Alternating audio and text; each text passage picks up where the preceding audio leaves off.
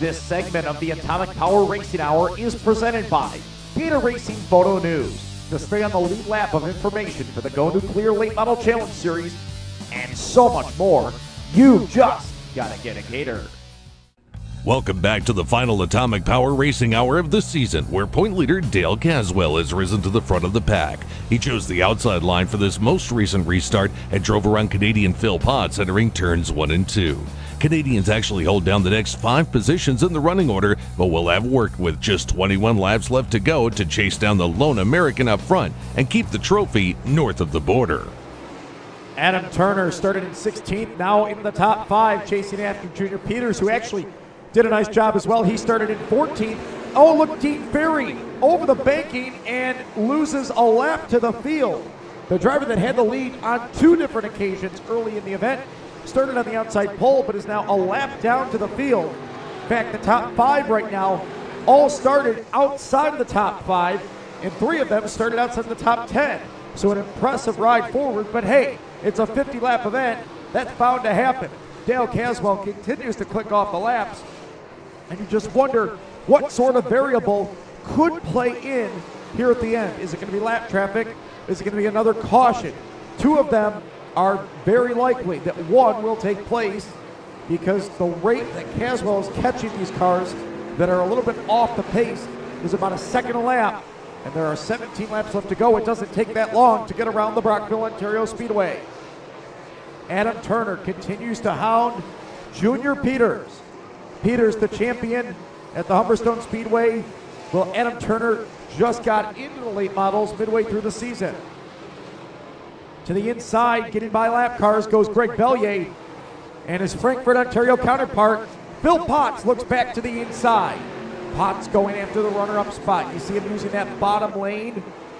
The bottom side starting to get a little bit quicker, especially the drive off the corners. They both run up high. Here comes Junior Peters down to the inside. It's a 3-car scramble. Now Adam Turner joins the group. 4 cars, all stuck together, 2nd through 5th. Dale Caswell's about a half a lap ahead. 6th place is about a straightaway back. Caswell continues to lap automobiles. That could be critical with a caution flag, because once he laps them, the rest of the competitors are going to have an easier time getting by unless they are dicing side by side. Right now, 2nd through 5th, all nose to tail, about a car length and a half apart of one another. Bellier letting that car in the 25 go into the corner, drift up the banking, find the berm, and drive away. The middle of the racetrack has started to black over, really starting to dry out there and slicken up. Dale Caswell, on the other hand, has been using a myriad of lines, mostly in part because he's been dealing with the lapped automobiles. The 6th place battle right now is quite a ways back from those 4 fine cars. Matt Vanderlinden has the spot. A.J. Kingsley trying to get by him. 3-car scramble going on for 3rd. Phil Potts up on the top side. Chops down in front of the nose of Junior Peters, and that opens up the door for Adam Turner. Turner looks to the outside, slides high in the loose stuff on top of the banking, and will lose a lot of ground with just 10 laps left to go. We've been green for the last 20 laps, and action has been fast and furious. Greg Bellier looking to get by Kaylee Weiss, one of the many cars a lap down, still out in competition. Junior Peters, what a move! Is there a problem with Phil Potts? Potts is slowing down the middle of the backstretch. Adam Turner is caught back up to the 11P, and they battle for 3rd. Potts comes off for turn number 4, still slowing. It looks like he's got a flat right rear tire. Oh, what a tough break for Phil Potts, who never led a lap at the line tonight, but did have the lead briefly on lap 18.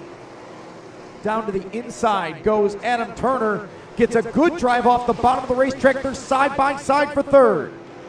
Adam Turner started back in 16th place and has had a meteoric rise over the course of this final event of the season. Dale Caswell still tippy-toeing through the field, but again has a half-track lead over Greg Bellier with 5 laps left to go this time by. You see the flagger has 5 fingers in the air, just over a mile left to go, and Phil Potts has gone pit side.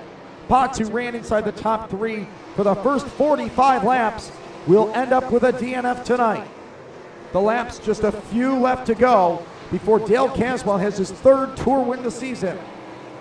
A.J. Kingsley now cracking into the top 5, but soon he will be lapped by Caswell if he's not careful. Caswell goes to the outside of David McDonald. McDonald stays true to the bottom with 3 to go. Bellier has positioned himself in second, but again is still about a half a track behind the race leader. Rich Riggs slows going into turn number 3. The second time he has been lapped, and Caswell able to scoot on by. 2 more laps left to go. Parallel sticks have been shown to the race leader. Caswell was not even sure he'd be able to make it to the Brockville Speedway this afternoon after the passing of his grandmother and the wake being earlier today. White flag is out for the white and neon orange R19 of Dale Caswell. Caswell has to feel that he has a healthy advantage, but there's a big wreck in turn number 3. Greg Bellier, Junior Peters among those involved. A pile up in turn number 3, and this race is far from over. 1 late caution, and Dale Caswell able to scoot on by, but 2 of the top 3 are knocked out. Don't go anywhere. The season's going into overtime. A green-white checker finish is next.